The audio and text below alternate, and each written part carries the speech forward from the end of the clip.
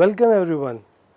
Myself Dr. Praveen Kumar Pathak, Associate Professor in the Department of Geography at Jamia Millia Islamia University in New Delhi with my colleague Manisha Sharma. Today we are going to discuss one very important issue that is related with localization of Sustainable Development Goal in Indian perspective. Dear friends, we know that Sustainable Development Goals represent one of the most important global agenda of progress and prosperity at the time of uncertainty that is growing in this world. If you look at Agenda 2030 of the Sustainable Development Goal, which was adopted by all United Nations member states in the year 2050, it provides a shared blueprint for peace and prosperity of people and the planet now and also in the future. If you look at these Sustainable Development Goals, which are various themes related with cutting across issues, for instance, on the one hand the focus is to eradicate the burden of poverty, hunger, disease, poor health. On the other hand, these goals focus upon ensuring balanced social, economic and environmental sustainability. So therefore, addressing sustainability requires critical action on these three important pillars of economic, social and environmental sustainability. One important issue that we must recognize is that there is a great deal of synergies between these Sustainable Development Goals. Let's take for example the case of climate action, SDG 13. Now, if we are working on SDG 13 to address the issues of climate change, we recognize that there is a very strong, robust synergies that exist between SDG 13 on climate actions with SDG 3, that is human health. And let's take for example, as we are all observing with increasing extreme weather events, climate change, heat waves, etc. increasing, it's going to have tremendous impact on human health in different part of the world. And more recently, if you see the case of Asian context, the frequent episodes of heat waves, floods, drought, etc. has brought about tremendous impact on the livelihood condition and health outcomes of people living in the South Asian country.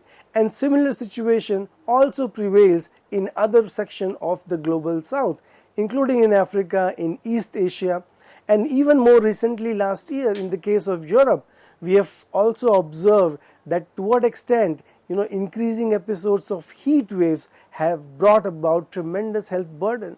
So therefore, if we do some critical action in order to address climate change issues, it will certainly bring formidable difference in the life and livelihood of people. Similarly, climate actions are also related with clean energy. So as extreme weather events are occurring, the demand for resources, particularly energy, is rising day by day. So as soon as we enter into the summer seasons, there is a huge skyrocketing demand for energy resources for household consumption, for industrial consumption, and likewise. So these are directly related. If we work on ameliorating climate change with decisive action, it will help us to check the rising demand for energy resources. Similarly, if you look at SDG 11, which is cities and communities, and that again is very much reflected and correlated with climate actions. So we know that with extreme floods or temperature or heat waves, cities have become a very important issue of concern for global community.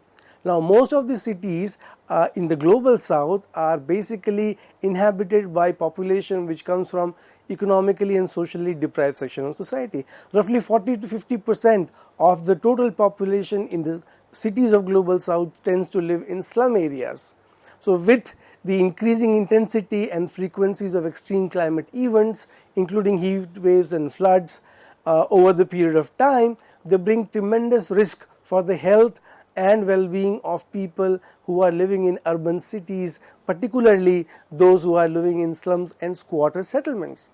And likewise, if you look at the issues of SDG 12, which is related with responsible consumption and production systems, so that is also very much related with SDG 13, which is as extreme events are increasing, temperature is rising, the groundwater table is coming down, the rainfall pattern have become erratic, which means that majority of agricultural production and agriculture related livelihood have been threatened to a great extent, which means that the prospects of production, particularly from the primary sector, has been threatened to a great extent. And so therefore, these all examples help us to realize that if you work to address any one of the SDG, in this case if you are working on climate actions, so there are likely to be horizontal repercussions in other related SDGs as well. So therefore, at the policy level, it is very important for us to recognize that these important global actions should not only be implemented in silos or in compartments, rather recognizing their synergies is very critical in order to bring about informed and decisive action to address these common global challenges for the benefit of all the people, all the planet, and for humanity as a whole. Now, if you look at the 17 SDG goals, the major crux or the heart of the agenda is call for action by all the countries, including the developed nations and the developing nations. So SDG is nothing about a global commitment, a global partnership, a decisive political action if we have to bring in change in the life of global citizens.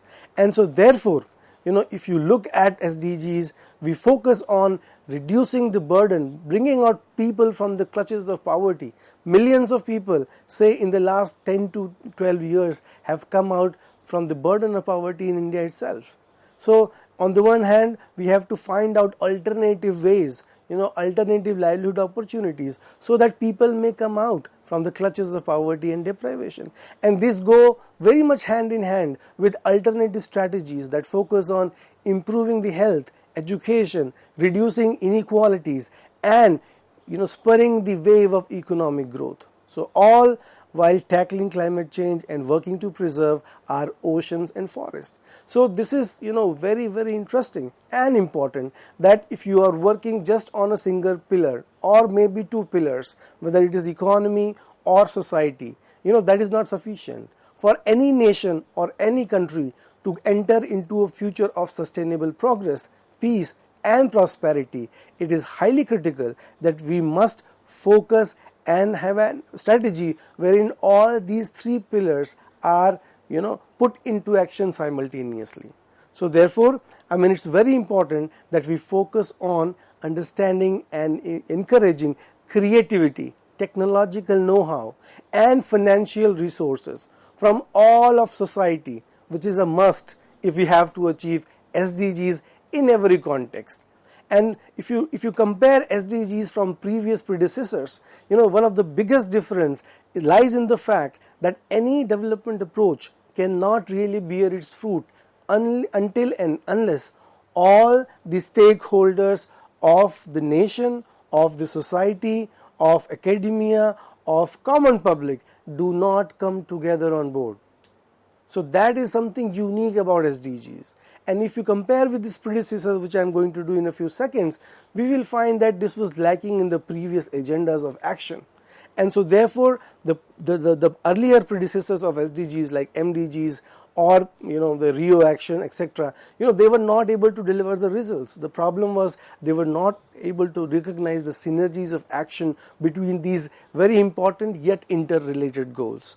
And also it is critical for us to understand that the global society and the governments needs to work together in a partnership if we have to deliver the results in such a manner that it really brings out difference on the ground and life of the people.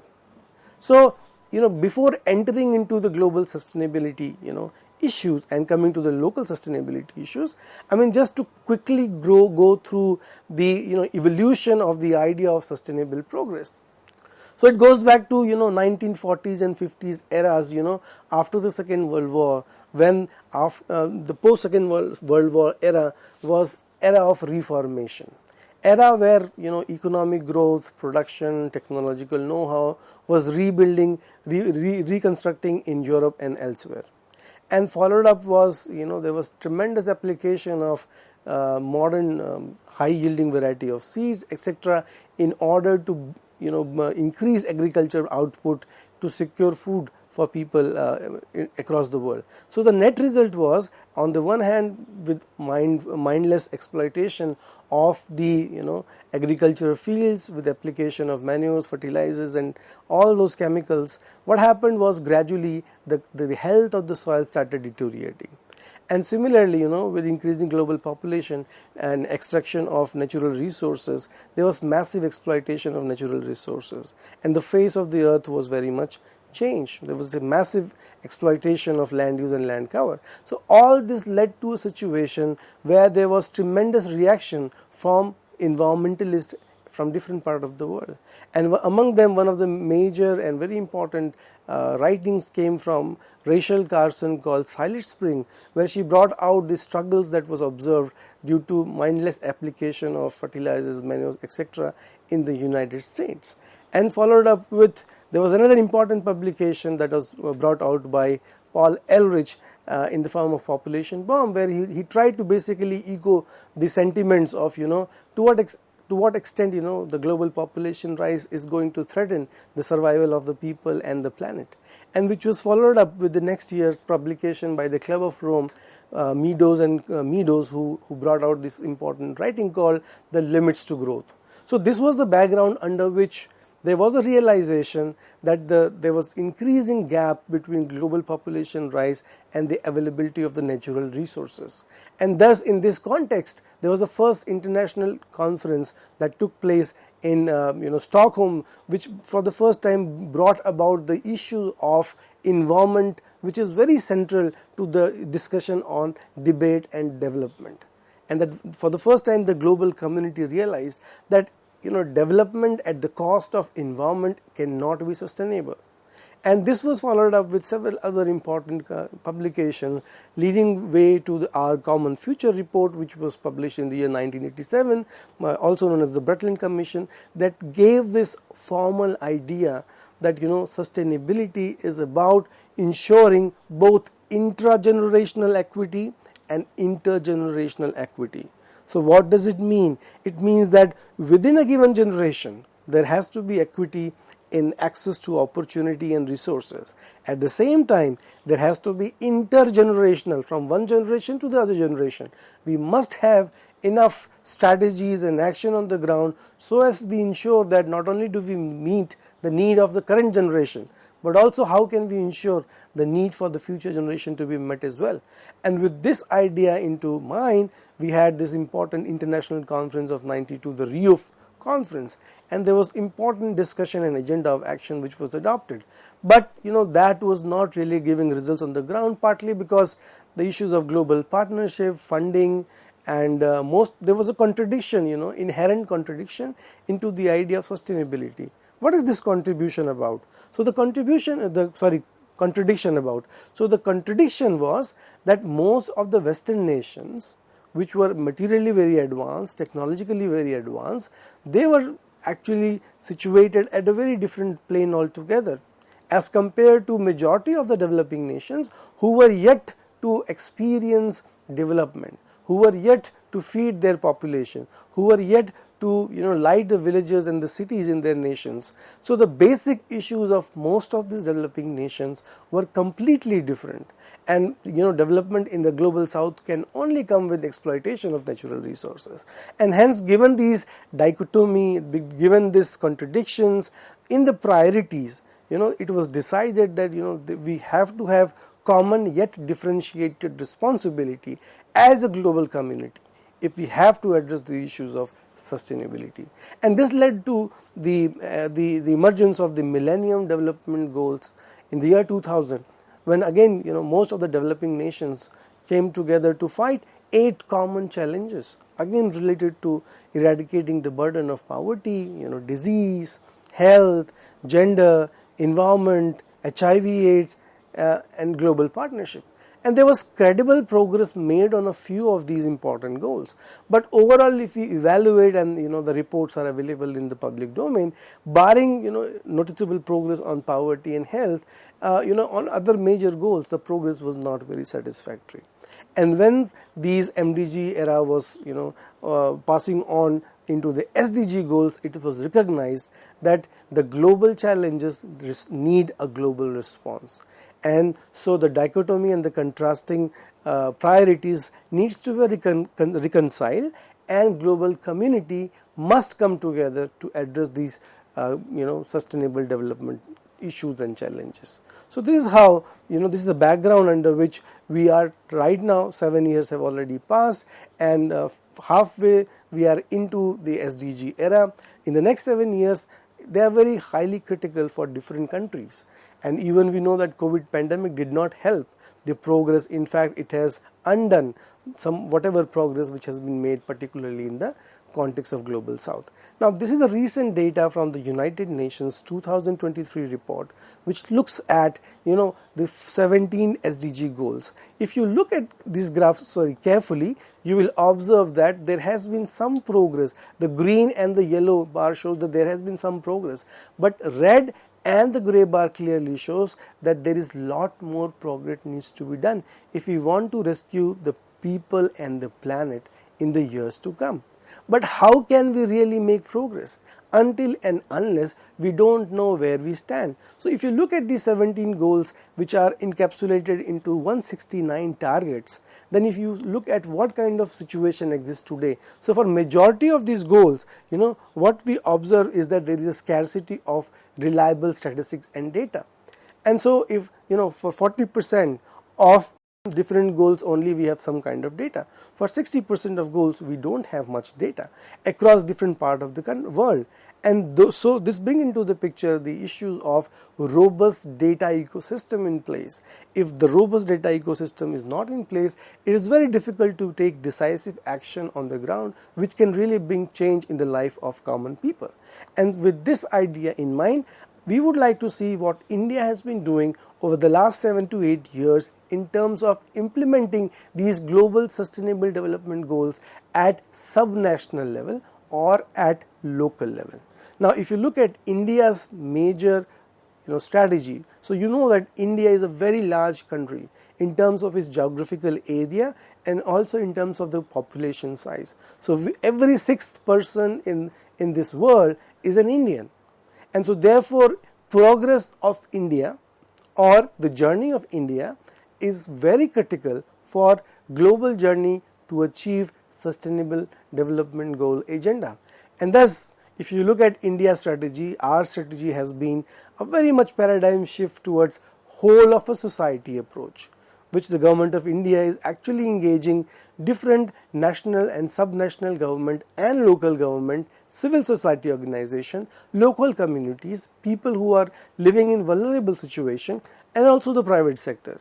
So this is putting all these different stakeholders into the journey of sustainability. It is what is known as whole of a society approach, or as popularly known by our Honorable Prime Minister Shri Narendra Modi ji, what we call as Jan Bhagidari, making development a mass movement approach, whole society approach. So the idea is that in the colonial past, even after independence, for the last 60 years or 50 years, or even in some places today, there has been a colonial mindset in terms of delivery of development goods and services, which means that the vertical approach of administration has been largely used, and so therefore this approach needs to be changed, and we will see what India has been doing over the last few years, which has brought about some important difference.